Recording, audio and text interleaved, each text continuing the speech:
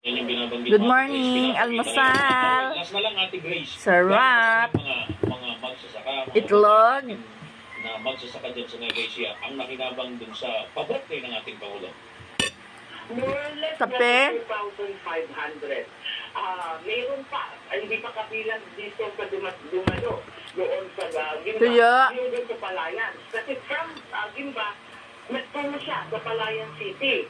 At doon naman nakita yung mga farmers din ng bahagi yan ng Nueva Ecija na nabigyan ng yung combination sa kanilang mga doon sa sakahin. Gar ang nag-facilitate naman doon. Kaya si Secretary Gar nandun at kasama niya. Sayang-saya rin yung mga farmers doon. Kitang-kita mo sa kanila.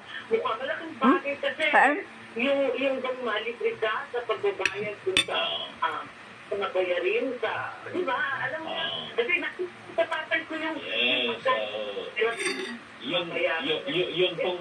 yun pong binabanggit ni Ate Grace, totoo ho yan. Dahil kung kayo hindi naman ho lumaki sa bukid, hindi naman ho magsasaka ang mga magulang ko ninyo, medyo sabi niya, ano naman yan, makina lang yan. Hindi ho. Ginto ho sa mga magsasaka, magkaroon ho ng ganyan.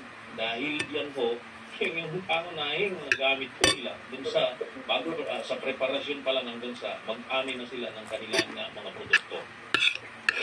Yes, tama ka, Val. So yan, at hanggang ngayon, alam ko yung pakitang ng mga magsasaka natin sa Nueva Ecija hanggang sa mga